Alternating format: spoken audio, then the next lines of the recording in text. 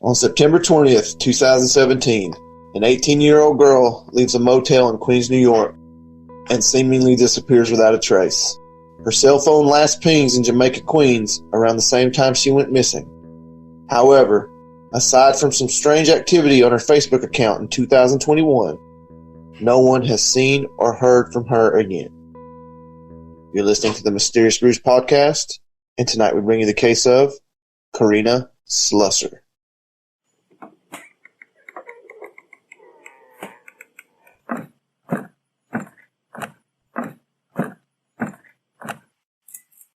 And tonight in Columbia County, the mother of a 19-year-old woman is hoping for answers after her daughter went missing. Police in New York City are involved in the investigation and believe the young woman may be the victim of human sex trafficking. Newswatch 16's Sarah Bainovsky is live in our newsroom. Sarah. Well, that teenager, Corinna Slusser, was once a cheerleader at Bloomsburg area. Now she's a college student whose mother is desperate to find her. Police say 19-year-old Corinna Slusser has been missing for more than a month. Corinna is from Montour Township, just outside Bloomsburg. According to social media accounts, she's a college student at Indiana University of Pennsylvania, studying marketing. Investigators say she disappeared in the New York City area after she was assaulted by a man from Harlem who has ties to prostitution. I haven't seen her in a while, and I asked my wife recently, I wonder where she could be. But I did not know that she was part of the front page of the paper recently. Police are investigating whether Corinna Slusser may have been sighted at a truck stop in the Mifflinville area, too. Welcome to a deep, dark, dank, moist basement somewhere in the bowels of Georgia. Well, good news is, I think, we don't have any more hot weather coming. No, it don't seem to be going to happen. I do enjoy it. I am enduring it a lot. How's your back, you punk-ass bitch? Well, we'll find out. I had to use a push mower today, so if I can't move tomorrow, we'll know. Oh, if I used the push mower, I wouldn't be able to move for a week, so I don't. That's not a good litmus test, if you ask me. I've been able to work out for about a week without it hurting, so we'll see. Work out? What kind of workouts you do? Pilates? DDP at Diamond Dallas Page. Do you really? Yeah, I really do. That's not working out, bro. That's stretching. Well, I'm going to tell you something. I'll take a picture of my T-shirt next time I get through stretching, and I'll show you what kind of stretching it is. Because I was like you when my wife bought it, and I was like, it can't be that hard. I was over there like, will you give me a towel? I can't see. There's so much sweat in my eyes. When you have a steady diet of bacon, grease, and beer, dude, you're going to sweat pretty profusely. That's true. I don't recommend it doing it after you've partaken in watching college football all Saturday. I didn't watch a single minute of it except for a couple seconds while I was at the unclaimed baggage store in Alabama. Alabama? Did you find any unclaimed baggage that you wanted? There was a lot of stuff there, but what boggles my mind is somebody left unclaimed a necklace that they were selling for $32,000. Anyway, I remember. All right. Yeah. I thought it was an interesting story, but piss on it. It is an interesting story, but where do you go from there? Are you wearing a headband, or is that a head like a wrestling headgear you got on there? That'd be a headband. I got that rock and roll hair now. Damn, midlife crisis. It's going to get us all. I'm going to get me a convertible next. Oh, hell. When that place, Unclaimed Baggage, first opened when I was in high school, you could find some good deals. Now I think you better off just getting on eBay. Pretty sure. Well, all right, Coach. We got us a new patron. Nice. Mr. George Collins upgraded to the $20 tier. Damn. No, he must love us. That guy's got to believe in what we're doing, man. I think he does. And we appreciate it. Heck yeah, we do. Still, been almost 3 years now. I still ain't seen a dime from that Patreon. Every time I bring it up, every time. All right, so. Well, I mean, at some point you think you take the hint and send me a check or something. Well, you might get one. I don't know. So we got Marie Welch also at the $1 tier. So welcome. We have not gotten any feedback on our movie reference, Harlem Night. Dude, that was a shame. That's one hell of a movie. If y'all ain't seen it, make a point to. All right, so we've got what? Okay. All right, let's just do it. Here we go. Come on, man. I did one take in that opening, and you can't even get your shit together enough to start the show. I know. You've been killing it, and I apologize. I let us down, Coach. Well, in my defense, it's the one thing I'm responsible for. But have you written it down? I haven't written it down in years. All right, so Corinna Slusser was born on October 6, 1998 in Lewisburg, Pennsylvania, and the only daughter of her mom, Sabina Tuorto. Corinna's dad had passed away in a car accident when she was very young. Corinna participated in cheerleading since she was about 7 or 8, according to her mother, and was the all-American teenage girl living in Montour Township, Pennsylvania, which is located near the town of Bloomsburg. Corinna attended Bloomsburg Area High School, which is now called Central Columbia High School. She was a member of the varsity cheerleading squad and the varsity track team. She was an average student and had many friends, most of which were a class ahead of her. Her life seemed to be headed towards attending Indiana University of Pennsylvania, where she wanted to study marketing. Now, Corinna would spend the summers with Sabina's, that's her mom, uncle's ex-wife. It's a little convoluted. So her mom's aunt, so it would have been Corinna's great aunt. And that lady's name was Julie Ann Becker Kalfa. Julie was part of the family for 20 years and has stayed close to Corinna since the divorce. Quote, she was here in Massachusetts with me in the summer of 2016. In August, she went home. Now, Julie would take Corinna to Boston regularly when she was in town and said that Corinna fell in love with the city life. She tells Julie and her mom that she would now like to pursue a career as a makeup artist. Don't we all, though? Oh, shit. Isn't that the dream? If you can ever get it going and you're good at it, man, you could make a killing, kind of like a You know what I thought about is doing my own, little spin-off true crime YouTube page where I did my own makeup and stuff. Apparently, then people make a lot of money. I know a couple of them that do, and both of them follow us, thank God. Hey, that's awesome. It is. I wish they'd recommend us. The one from Scotland binged us and does recommend us, but she has just gotten married, so she's a little busy. Come on, get your priorities straight. So her social media begins to fill up with makeup tutorials, product reviews, and how-tos. So it appears that she is pursuing her dreams. In September of 2016, Corinna begins her senior year at Bloomsburg High School, but decides she no longer wants to participate in track and cheerleading.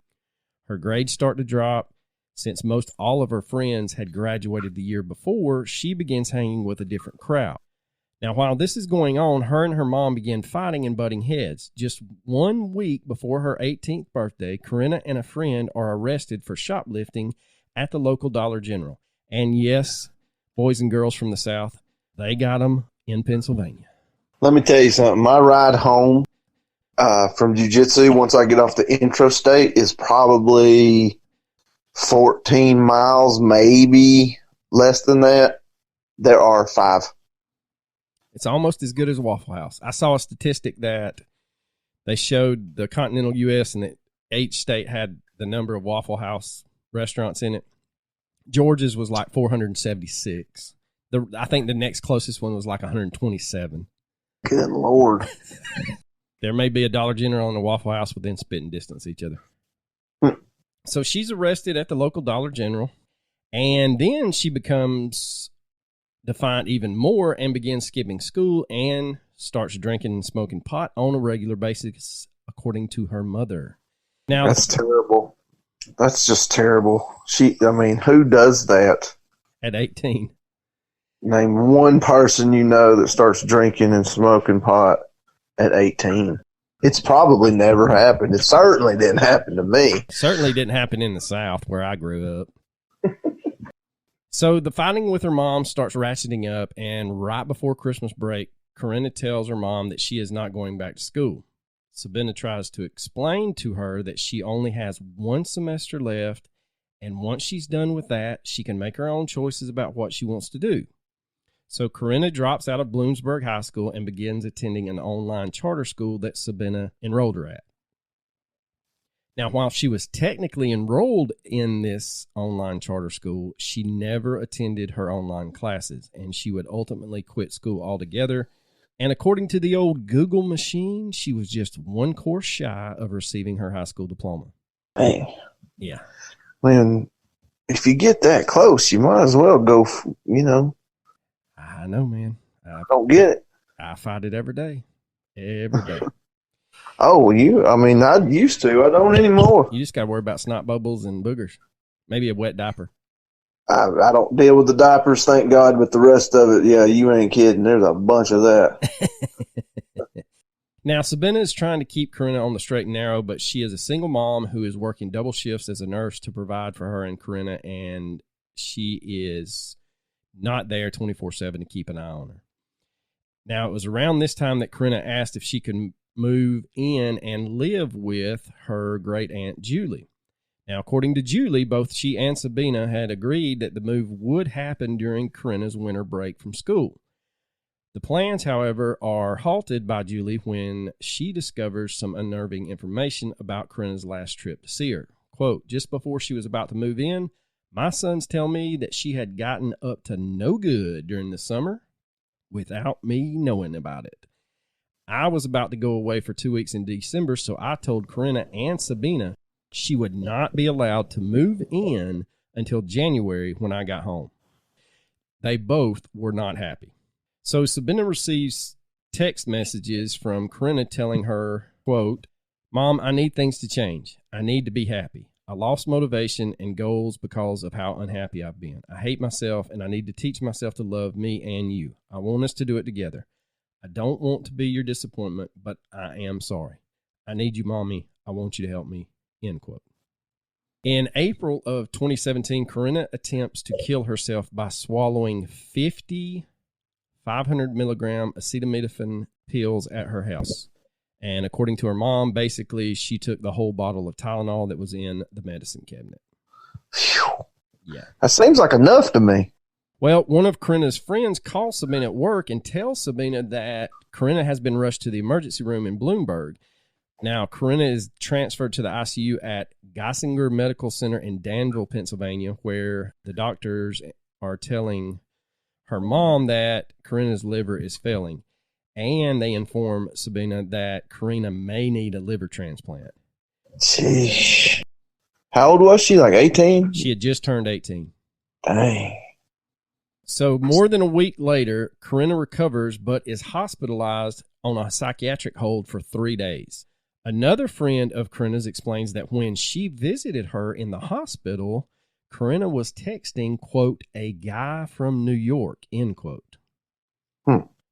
Now, when Corinna is discharged, Sabina tells her that she can recover back at her house, and Sabina says that she starts seeing all of these packages being delivered, and when she's opening the packages, they're filled with clothes. So inquisitively, she asks Corinna, who is buying all these clothes? Corinna replies, quote, oh, it was just one of my friends that came to visit me in the hospital and decided to send me some new clothes, end quote. What are friends for, man? That's right. In May of 2017, Corinna gets a tattoo in the center of her chest that extends to just above her navel, and it is sort of a flower, gothic-looking tattoo.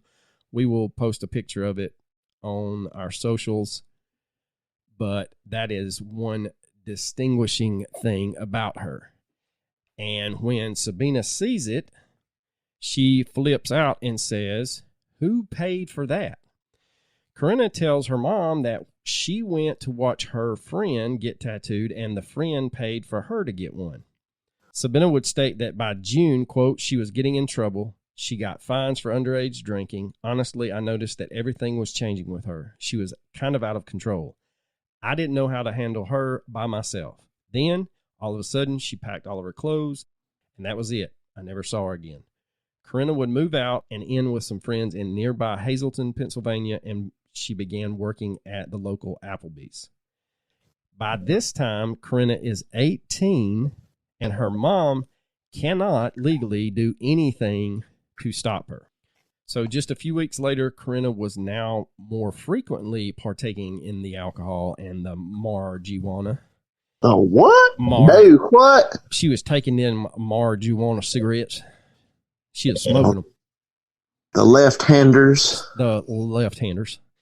She had been fired from her job at Applebee's, and according to her friends, she was getting cash from sugar daddies she met on the website seekingarrangement.com.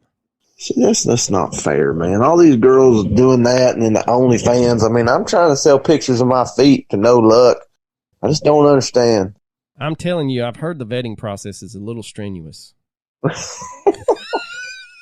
guess they just don't let anybody. I guess not. I guess not. It's just not fair, man. It's like I go to work every day, work hard, then some moderately attractive female selling pictures of her butthole for $10 a pop, making $1 million a year. It's just not fair. No, it's not. It is not. Or the girl selling farts in a jar for $500 a jar. So yeah, world's just not fair, dude. So her friends would say that Corinna found it easier to dress provocatively and send pictures for money to finance her lifestyle than to get a regular job. Looking back now, her friends state that she was just too naive to ever see how those pictures and that lifestyle could turn dark. No, yeah. How could that possibly turn dark? Oh, we're about to get into it. So Corinna abruptly moves out of the house in Hazleton. She tells her mom that her friend kicked her out and was refusing to give her any of her clothes. So, being the mom, Sabina calls the friend. The friend explains that that was not the case and that Corinna owes her rent money and she is not giving Corinna anything until she gets the rent money that she is owed. Now, Corinna's friend, Kaylee Levon, tells ABC Channel 7 that Corinna and her roommate had gotten into this huge fight, and Corinna calls some guys to come get her, and a man picked up Corinna from the house and told the roommate Corinna wouldn't need her clothes anyway because he would buy her all new clothes. When asked if the roommate or Kaylee knew the man by the Channel 7 investigative reporter, Kaylee and both the friends stated that no one knew him and no one is going to tell them who he was. If you don't know him, you can't tell. Pretty obvious. This may be the worst case scenario right here. On August 19th, 2017, Corinna posts on Facebook that she is in Brooklyn. Sabina texts Corinna asking what in the hell she is doing in New York. Sabina says that Corinna made it sound like that she was just visiting and had no plans to stay in New York. Now, her friend Kaylee also texts Corinna asking her, what the hell are you doing in New York? She responds with, quote, I'm good, I'm fine, and that's it. Sabina says that for the remainder of the month of August, her and Corinna would keep in touch via text, and she was under the impression everything was fine. Corinna's telling her mom that she got a job doing, quote, payroll and was looking for a studio apartment. What is unknown to Sabina is that by the time Corinna is telling her that she's got this payroll job, she is neck deep into the sex trade scene in New York. Corinna's ads are appearing on escort websites and ads all over New York City using the name Carissa. In late August, early September, Sabina's eyes are open to the fact that Corinna has not been very forthcoming about what she is doing in New York City. While checking her mail one day, she receives a letter from the New York Police Department, and it was addressed to Corinna. It was a copy of a letter of protection notifying Corinna that the attacker has been incarcerated. Sabina freaks out and calls the NYPD and asks what's going on.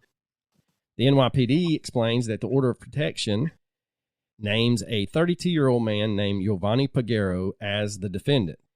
The arrest report states that the attack occurred on August 25th around 1 p.m. in Harlem, New York at the Harlem Vista Hotel.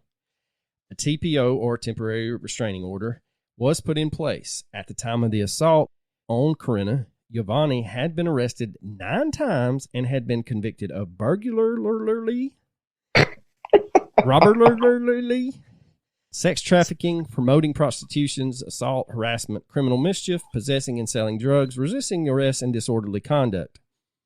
Giovanni had gotten out of prison 4 months earlier for attempted drug dealing and already done 2 previous stints upstate for attempted burglary and promoting prostitution. According to the police report of the incident, Giovanni allegedly stole $300 from Corinna. Corinna confronted him. Then he allegedly grabbed her by the neck, slammed her against the wall, and choked her. Corinna calls 911 and was taken to the hospital. While at the hospital, when pressed by the nurses, she calls Giovanni her dad. Not daddy, but her dad. On August 28, 2017, Giovanni was charged with various assault and harassment charges, including assault in the 3rd degree and criminal obstruction of breathing or blood circulation, which is a new one on me. It's just illegal to choke people. Yep, I know. It's pretty standard stuff. It's the first time I've seen it worded like that. Now, the complaint states that the alleged victim, quote, was crying, shaking, and speaking at a fast pace as she told the responding officers about the attack. Corinna would state, quote, Giovanni placed his hands around my neck and slammed me against the wall, making it difficult for me to breathe and causing substantial pain to my neck, end quote. A judge issues a 6-month order of protection against Giovanni. In that, the order states that he is not allowed to have any communication with Corinna, including over the phone, text, email, or social media, or he could face up to 7 years in prison. But Giovanni, he posts the $1,000 bail and is released immediately. Now, keep in mind, all of this goes down, and Corinna's mom is none the wiser and probably never would have known anything about it except for the fact that Corinna's ID still had her mother's address listed as her place of residence. Sabina flips the fuck out and calls Corinna. Corinna diffuses the whole thing and tells her mom that everything is fine and that, quote, a man robbed me, but I'm okay now and the man is in jail, end quote. Now, Sabina and her aunt, Corinna's great aunt, Julia, who, remember, Corinna was going to move in with in Boston, start looking through Corinna's social media accounts, hoping to figure out what the hell is going on with Corinna in New York. Now, Julie tells Sabina, quote, she is prostituting. 1 and 1 make 2. Everything was coming together. If you were to scroll through her Facebook, it was like a big advertisement, end quote. It's just sad, man. It's extremely sad. It is. I don't know. You just don't picture a girl that has like all this family support and stuff like that to fall into something. Exactly. That's the one thing when I was researching this, it just kind of broke my heart. So, unfortunately. You ain't got no heart. I got a little bitty one. Little bitty one. If you ask my son, it doesn't exist, but he's 17 and he shouldn't know it exists. Still can't believe he's 17. So let's not any sense to me. You're old. That's what it makes. That checks out. So back to a shitbag Giovanni. This douche is still grooming Corinna and coerces her into coming back to, quote, work for him. And this is all documented in Corinna's Facebook Messenger account. So just 10 days after he nearly choked her out, he tells her, quote, I just need you to promise me that when you make that bread, you are going to give me every dollar, and you're going to let me give you what you need to buy your clothes, and you are going to let me deal with the rest. Once we come to that agreement, watch how I'm going to treat you. I know everything about you that the next guy probably didn't even bother asking, like your favorite color, your favorite food, or even when your birthday is. It fucks with you. We just went through a very bad experience. Honestly, sweetheart, if you would have just stuck to the plan that I had for us, we would have never had that disagreement, end quote. Like your favorite color, that's what going to win you over? I don't know, man. I have no idea. I'm at a loss for just about all of this. By the time Giovanni sends this long message, Corinna has already fallen in with a new pimp, 21-year-old convicted sex trafficker, and, wait for it, aspiring rapper, Ishi Woney. We're all aspiring rappers, man. Just got to wait for that album to drop. I just got to get my big break. Exactly. So around the time Giovanni is still trying to get Corinna to come back to, quote, work for him, and Ishi is trying to get her to, quote, work for him, Corinna's maternal grandfather dies at the beginning of September, which is Sabina's dad. Sabina calls Corinna and tells her that she is headed to Florida for the funeral. Now, according to Mom, Corinna agreed to go. But then the next day came a phone call with even more bad news. Quote, Corinna called her mom and said her license and social security card had been stolen, so she couldn't board a flight. She said she wanted to come home to Pennsylvania, though, and she'd be home the next day, and she might try to take a train. Unfortunately, Sabina had to leave for the funeral in Florida before Corinna was expected to arrive home that day. Sabina kept trying to contact Corinna to make sure she had gotten in safely. But a week went by, and Sabina still couldn't get a hold of Corinna from Florida. So when she returns from Florida, she reports Corinna as missing to the Montour Township Police Department. So now we're going to get into some timeline dates, and this may get a little convoluted because there's a lot of back and forth, but I am going to try my best to make it flow. Yeah, you're going to fail. Thanks for the go-getter speech, man. Well, I just know you. That might check out. So September the 3rd, 2017, Corinna reaches out to Giovanni over Facebook Messenger. She writes, quote, how are you? Are you okay? No response. September the 7th, 2017, Giovanni responds to Corinna over Facebook Messenger in violation of the protection order already from his long tirade. But again, on September the 7th, he writes, hi, how are you? Are you all right? And I miss you still. Same day, Corinna tweets about getting her first apartment in New York in Jerome Park in the Bronx. She writes with pictures of the apartment, quote, never been more happier in my life, forever a dream accomplished, end quote. September the 8th, 2017, this would be the last time that Corinna updated her profile pictures on Facebook and Instagram, and she writes, cheers to pumpkin spice and fall fashion in my new home. That is my birthday. The 8th? Yeah. Oh. But you didn't say anything, you jerk. Well, I didn't know it. I mean, Facebook told you. I'm pretty sure it didn't. I know it did. I told every damn body else. Well, guess what? It's broke. You didn't tell me. Happy late birthday, almost a month late. So September the 10th, 2017, Corinna posts her final post on, I think it's Instagram, but it would be her final post on any social media. She posts a picture of someone smoking what appears to be a marijuana cigarette, and she writes, quote, siphon midday, mid-road is always good for the soul, end quote.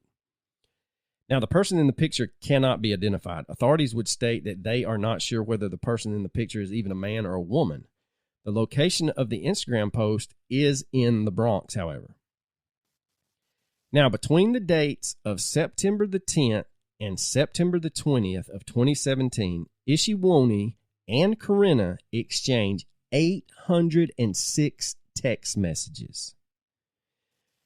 Court documents state that, quote, between on or about September 10th, 2017 and on or about September 20th, 2017, that is prior to victim 2's, Corinna's, disappearance, the last phone number known to be used by Corinna, victim number 2, known as, in this document, phone number 1, exchanged 806 text messages with a phone number 2, that Ishiwoni contemporaneously identified to others as his own phone number.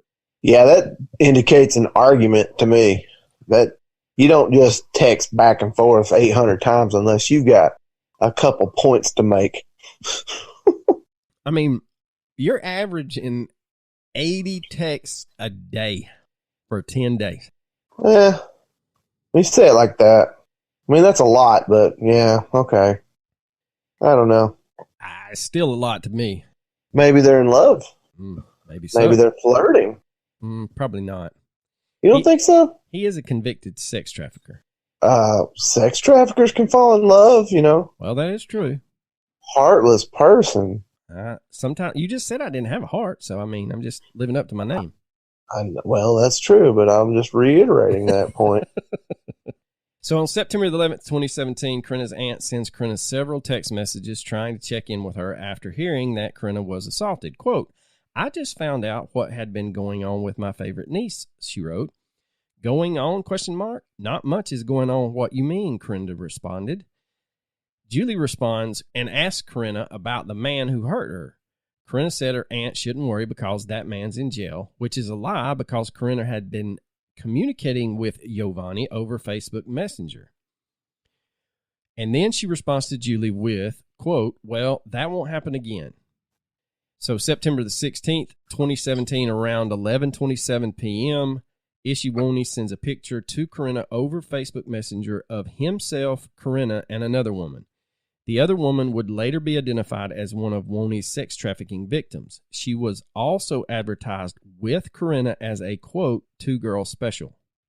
September the 20th of 2017, the last day Corinna is seen, according to police, someone reported seeing Corinna leave the Haven Motel on Woodhaven Boulevard in Rego Park, Queens, early in the morning.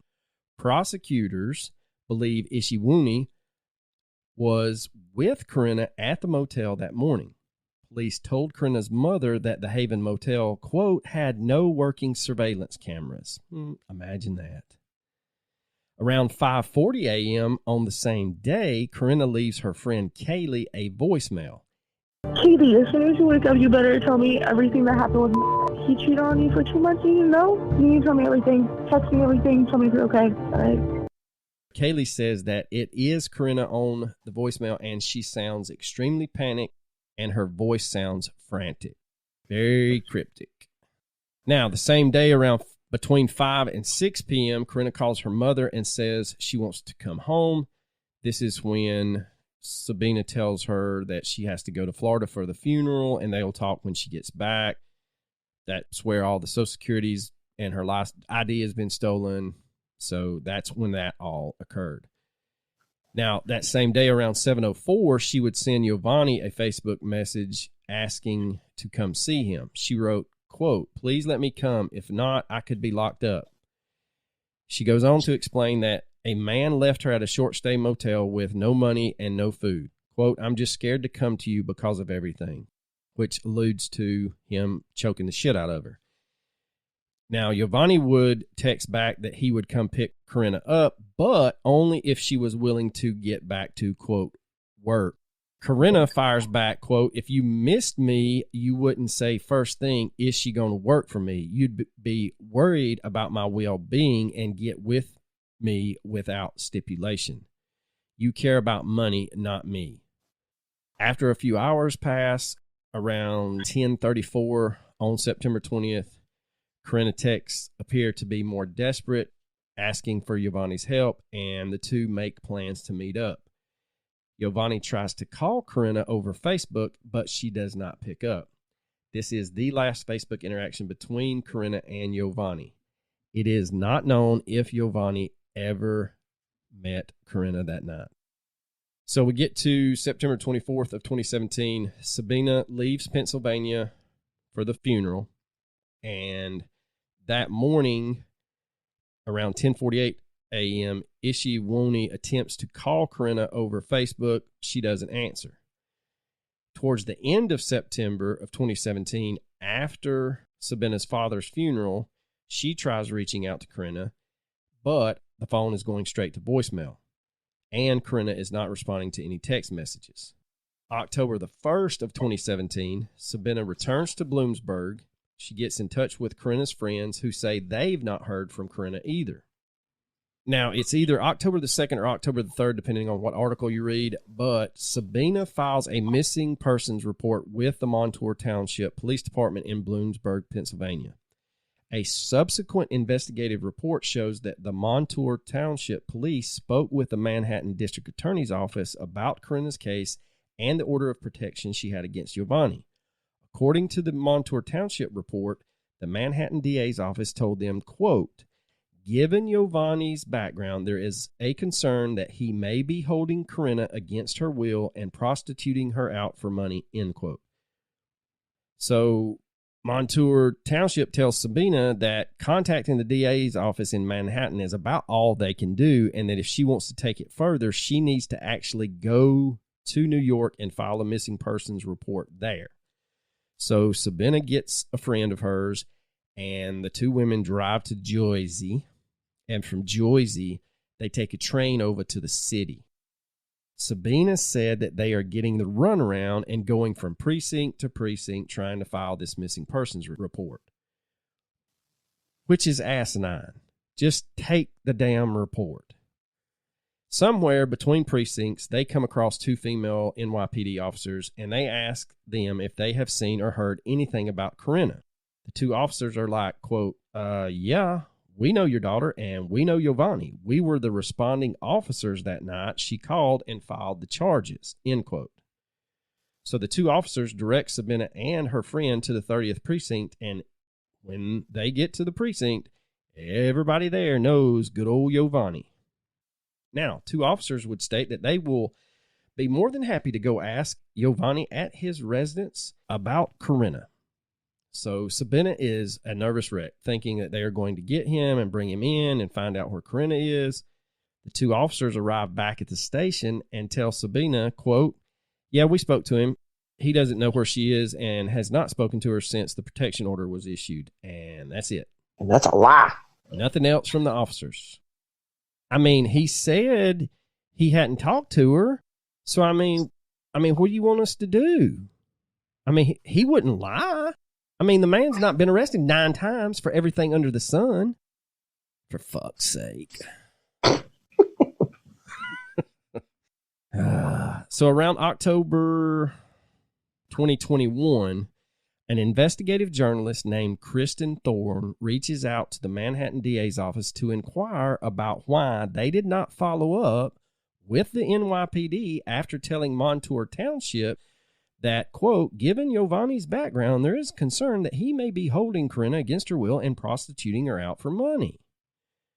The DA's office states that they cannot comment on Giovanni because his records that are related to Corinna are sealed. When pressed why they are sealed by Kristen Thorne, the DA's office again says no comment. What the fuck? Don't make a whole lot of sense to me, but, you know, I'm not an investigator. I'm not a police officer. The only thing when I read this, I was hot, but I kind of calmed down. But the only thing I can think of, man, is they think he could lead them to a bigger fish in the trafficking or drug game. That's the only thing I can think of. That makes sense to me. I mean, I would say that's a possibility, but you never know. Now, as a father, I would have scorched earth. I would have been in jail because I would have been beating the shit out of anyone that gave me lip about not doing what they're supposed to. Yeah. I could see that too, man. I don't get it. All right. So October 19th, 2017, the NYPD emails Corinna asking her, quote, your family has reported you missing and they want to know if you are okay, which she has every right to disappear. She's 18, almost 19 by this time. Of course, Corinna never responds. Now, with all that said, and all the circumstantial evidence pointing to her having been with 2 known sex traffickers, I don't believe that she is in control of her comings and goings at this time. Well, no, they don't tend to give you a whole lot of leeway when you're a sex slave. No. So October 29th, 2017, around 6:30 p.m., Ishiwuni messages Corinna over Facebook. He says, hey, I miss you. Can you just hit me up? Let me know you're okay. November the 3rd, 2017, 2 NYPD officers interview a woman and Ishiwuni at a hotel in New Jersey about the disappearance of Corinna. We do not know what they told the police because the police will not release their investigative records information on Corinna's case because, quote, Corinna is considered a victim of a sex offense. So I'm just at a loss at this point. So the NYPD would not comment to the investigative journalist when she asked about the case and said that Giovanni's records were sealed. because of Corinna. And then that same investigative journalist, Kristen Thorne, contacts the NYPD during her investigation and is told by a spokesperson for the NYPD that, quote, "We are unable to accommodate your request for comment due to the fact that this investigation remains ongoing," end quote. I don't get it. It's like we're on two different planets. Like you are not we're lost in translation here. I want you to tell me what you know. You will not tell me what you know because you are hiding this under this bullshit veil of his records are sealed. This is an ongoing investigation. Excellent impression right there. Well, I've been trying. So early November 2017, Sabina takes Corinna's story to the media and her story goes viral on TikTok. This is when the tips about Corinna start pouring in. So a couple of days later, on November the 9th, a former detective in the Grand Prairie Police Department in Texas says that he received a Crime Stoppers tip from the NYPD that Corinna may be in Grand Prairie being held captive. Officer Byron Oliveri states that his supervisor brings him the Crime Stopper tip from the NYPD Human Trafficking Task Force. So, like any good officer, Officer Oliveri contacts the investigators in New York, and when he is asked about it, they read him the fucking Crime Stoppers report and say, "That's all we know, man." Jeez. It just seems like a lack of, due diligence, lack of caring in some ways. And this goes against the stereotype because Corinna is beautiful, blonde, and white. Now, around April of 2018, someone tries to extort Sabina for $7,500, saying that they had Corinna and were holding her captive. They tell Sabina that they are holding Corinna in a room where she is watched at all times, and they are not feeding her. They go on to tell her that they are mixing heroin and Benadryl to keep her awake. Sabina contacts the authorities and is told that this is a scam. Sabina explains in no certain terms that she doesn't give a shit and they should still investigate these people. She tries to wire the money to the extortionists, but the money doesn't go through. So the extortionist changes the old ruse up and tells Sabina to meet them with the money in the parking lot of a women's hospital in Greensboro, North Carolina. Now keep in mind, Sabina is still living in Pennsylvania, which is 10 hours away. Sabina says that she gets her stuff ready and she's about to walk out the door and her gut tells her, don't do it. Do not make this drive. She said the next day the person messaged her saying, quote, "Remember this day, though, April 17th, Tuesday, 2018, because it's the day you almost got your daughter back," end quote. Which I know in the interview I saw her, she has a lot of guilt about that. But the lady that was interviewing her and some other police officers, not the NYPD, have explained that she herself could have been a victim of trafficking if she had made that, and they would have probably killed her. Well, $7,500 doesn't seem like that large of an amount. If you really, truly had her daughter, I mean, why not go for broke? I don't know. That's where I was kind of with the NYPD telling her that it's a ruse. That's fine. Well, let's set up a sting and let's find out who these fuckers are. That sheriff in Polk County did the same thing, and he caught himself a higher up in the old Cartersville Police Department. Made an example out of his ass. I sure did. So in the spring of 2018, Sabina receives an anonymous letter in the mail to her home in Bloomsburg. The man only identifies himself as Carlos C. He said he believes he saw Corinna on September 26, 2017, around 8:30 p.m. near 67th Road in Queens. He said that Corinna was chasing after his friend and was shouting that she was going to sue him. The man identifies his friend by first and last name in the letter. He said that he tried texting his friend after that night, but his friend never responded.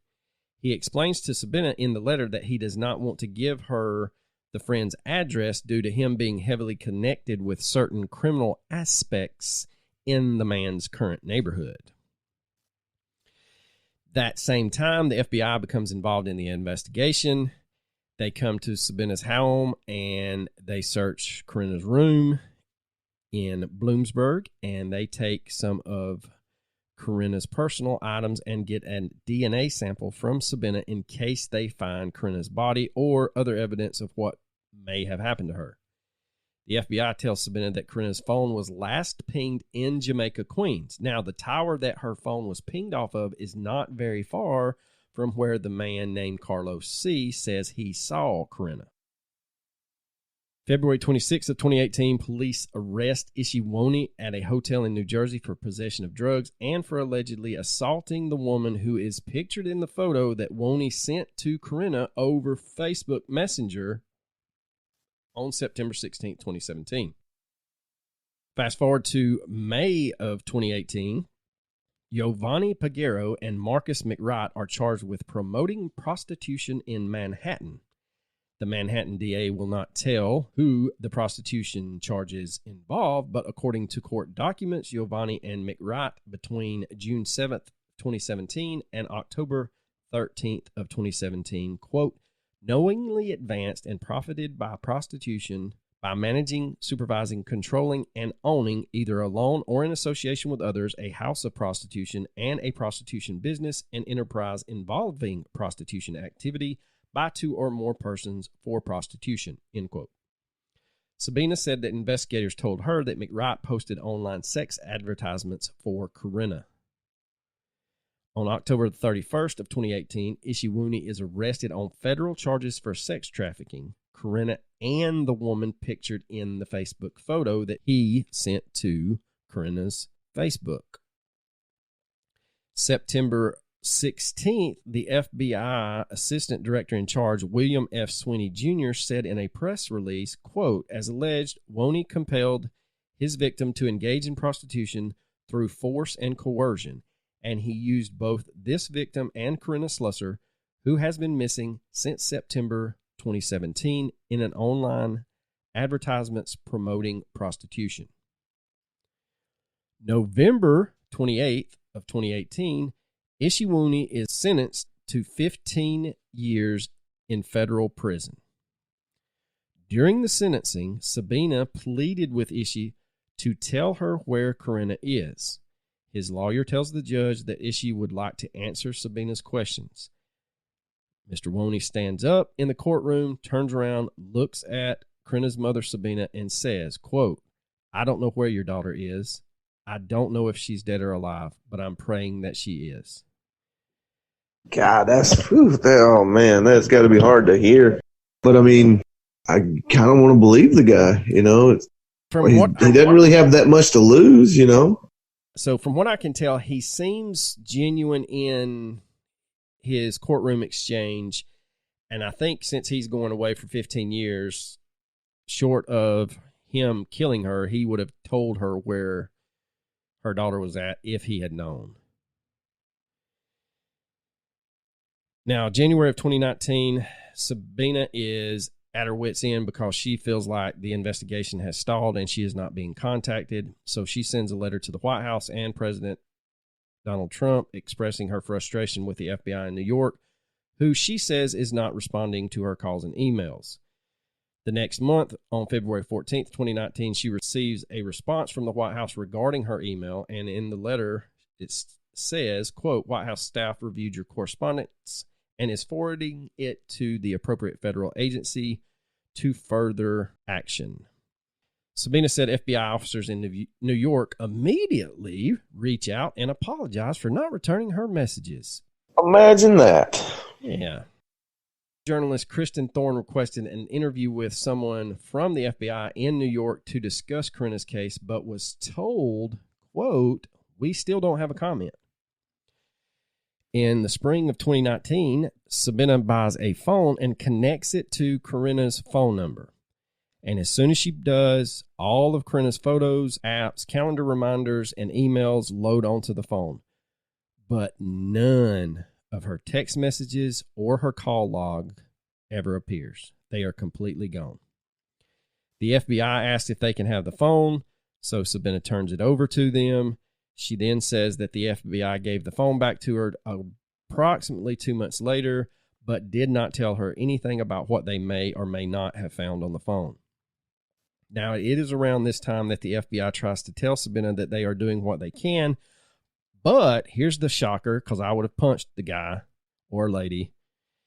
It appears that Corinna went willingly and chose to stay in this scene.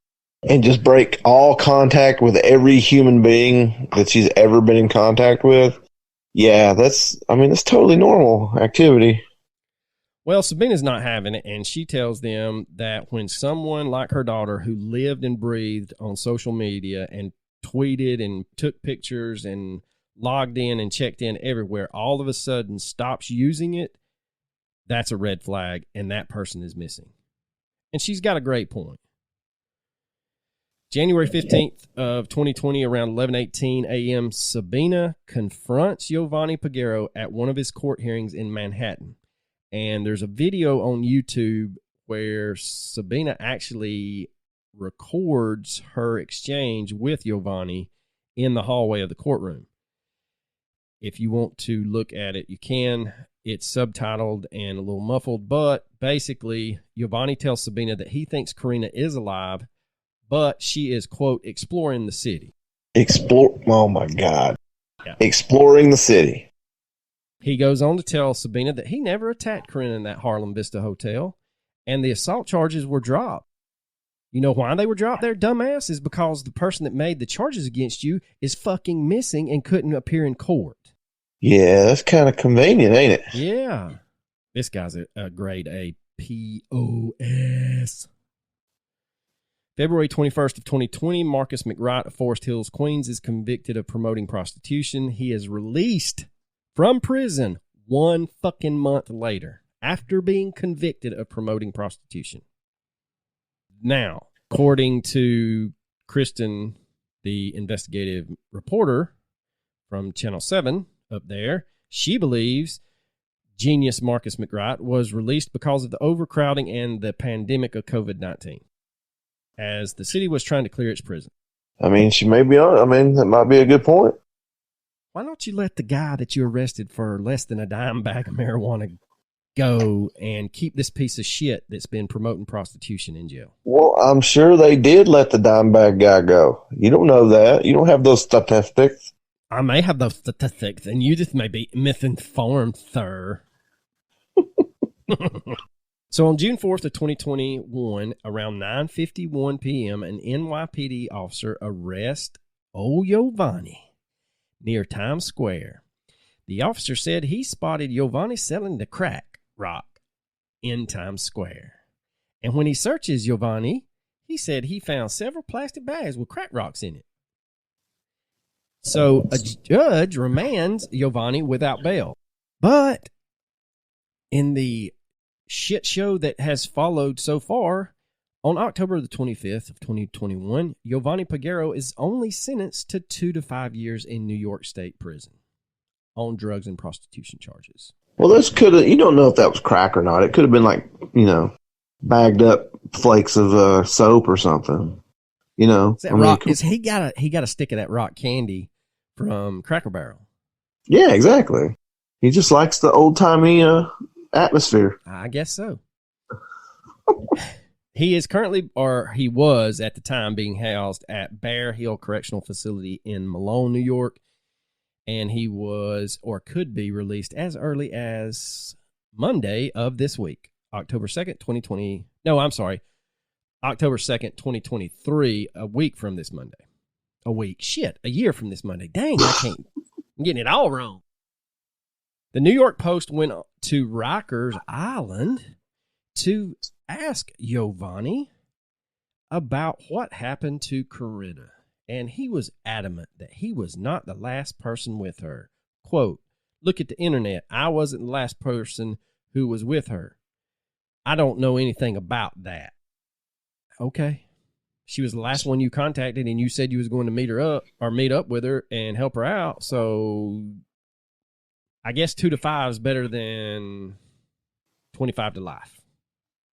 So a police source told the Post that Giovanni was questioned over Corinna's disappearance and looked at hard in terms of possibly knowing something about it. But the investigation has never been labeled a homicide case and is still considered just a missing person probe. Quote, at some point, she's looking for a ride.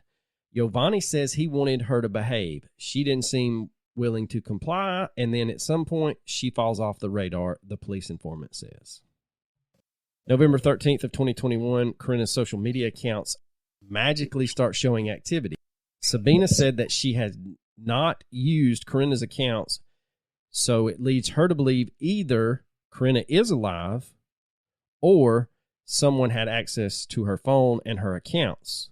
Did it state what the activity was exactly? Were there posts? Were there just... I think it was check-ins. She checked her. The way it looked at it was she accessed, Corinna was active or something like that, and had her old picture on it. I think it hit towards the end of October, or one was hit. There was a hit of her being active around the 17th of September of 2021. There was one in October, and then there was another one November 13th, but that's it. Now, as of July 8th, 2022, according to investigative journalist Kristen Thorne, when she attempted to put in Corinna Slusser's name in the FBI's kidnapping and missing persons database, the search came up, no results. So the FBI's not even put her in their database. Now, that was as of July the 8th. I did not get on the FBI's website because I figured the van across the street could do the search for me. You'd think so. I mean, come on, guys. They're not very helpful. No, they're not.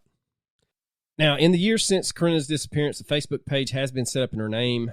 Odd tips have come in very infrequently, and Sabina has always forwarded those to authorities. However, there are no real leads in the case as of today.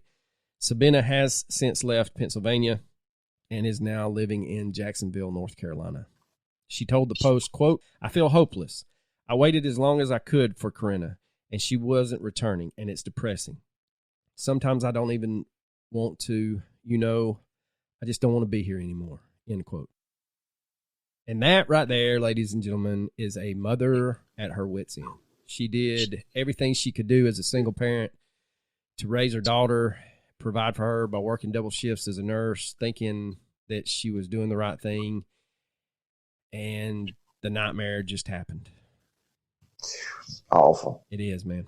Lori Cohen, CEO of the anti-child sex trafficking group ECPAT USA, said that there is a chance Corinna could still be under a trafficker's thumb. Quote, I've worked with a number of victims who, while they were trafficked, their trafficker had absolute control over their ability to communicate, and isolation is an extremely effective way to maintain control over someone. There could be a threat, like you try and contact your family, we kill your mother. Now, Corinna's great aunt Julie stated, quote, we have found out through some of her friends and the investigations that have proceeded that this started off with someone offering her a place to stay in New York, the promise of a fun, fast life.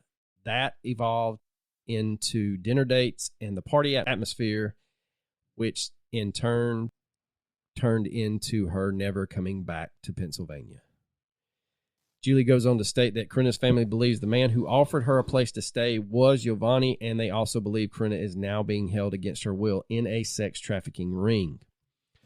Here's the problem, though, is if that's true or if it was true. I mean, there's just been too much publicity about this case now. Like, the mom went on Dr. Phil. Oh, I agree.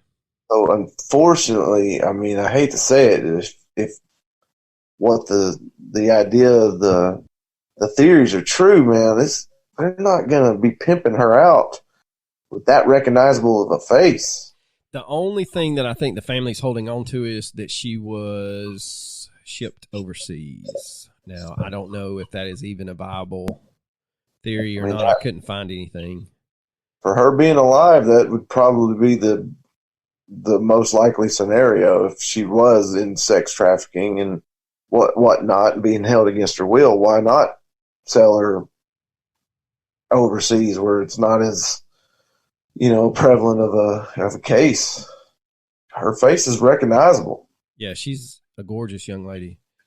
Go ahead. You're not going to just continue to sell her to whomever every single night without somebody recognizing her and somebody letting the authorities know, like an anonymous tip or something like that. Yeah, I agree.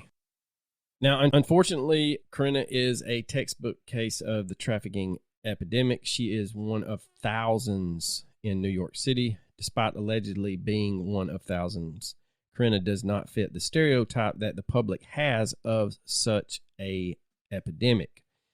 Her great aunt Julie told Dateline, quote, "People may be envisioning runaways and drug addicts, and that is not Corinna. She was a cheerleader for a team called the Cornhuskers. She came from a rural Pennsylvania town. She was looking for a more exciting life, and I think that's why she went to New York City. I know Corinna had no idea what she was getting herself into," end quote. Now, investigative journalist Kristen Thorne stated that she would like for this to be a warning for teenagers and parents alike. Do not think for 1 second it cannot happen to you or your family. She goes on to state, and I have to agree with her, parents, it is your duty to monitor your child's social media. I know that in Corinna's case, she was 18 when she, quote, moved to New York, but have a conversation with your daughters and your sisters about how, quote, if it sounds too good to be true, then it probably is. Corinna is described as having blonde hair and blue eyes. She weighs approximately 140 pounds and is about 5'7". She also has a large black flower type tattoo in the middle of her chest. Anyone with information regarding Corinna Slusser is asked to call the NYPD's Crime Stoppers hotline at 1-800-577-8477. You can also submit tips by logging on to their website, nypdcrimestoppers.com, or by texting tips to 274-637 and then entering TIP 577. All calls and information are kept strictly confidential. And unfortunately, that is all the information we have on the Corinna Slusser case. I will say that the lady Kristen Thorne has a bunch of little 30-minute cases that she does for that ABC Channel 7 out of NYPD, but out of New York.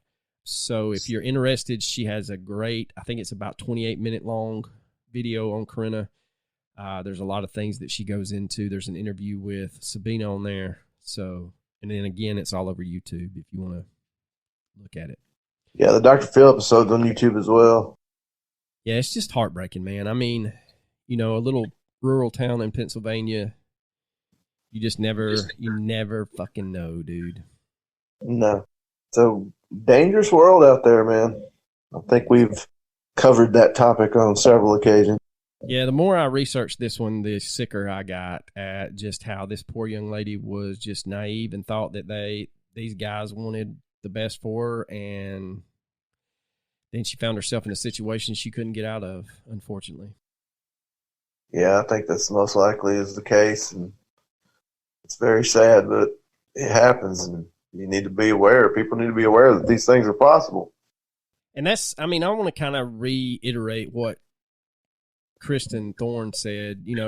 Rob from Cigar Store Idiots has $3, and he said on his podcast several times that it's just a rule in their house. At any time, if I ask for your phone and you start acting shady, I'll shut that shit down quick. So he's got access to all their social media accounts. He knows their passwords. If they change it, then he gets it. So, yeah, is it kind of a dick move? It is, but at the same time, he does not want his daughters to become a statistic. I mean, you can look at that both ways, but I mean, if he's coming from a good place, then you can't blame the man. No, you can't. And, I hated my parents when I was between the ages of 12 and probably 20. Till I finally matured a little bit. But they, you don't mature. Well, I said a little bit. I didn't say I matured.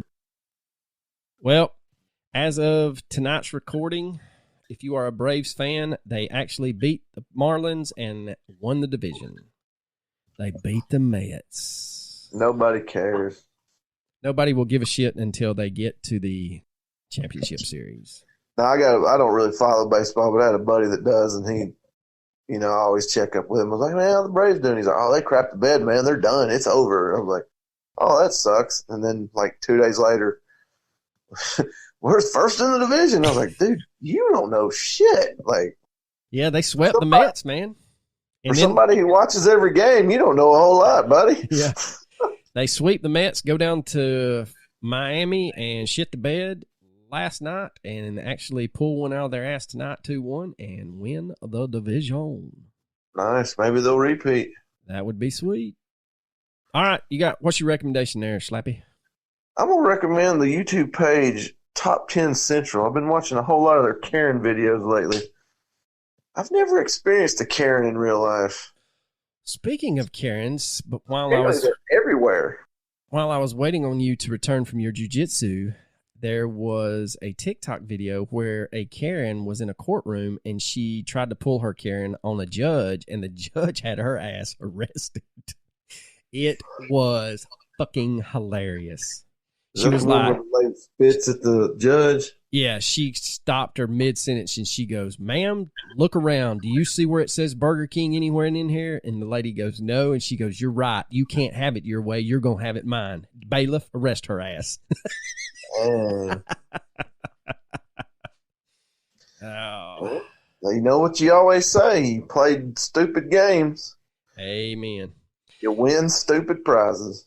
Amen. I'm going to recommend it's not a Facebook. It's an Instagram account. It's called OUR Rescue. They are real big into the rescuing trafficked victims.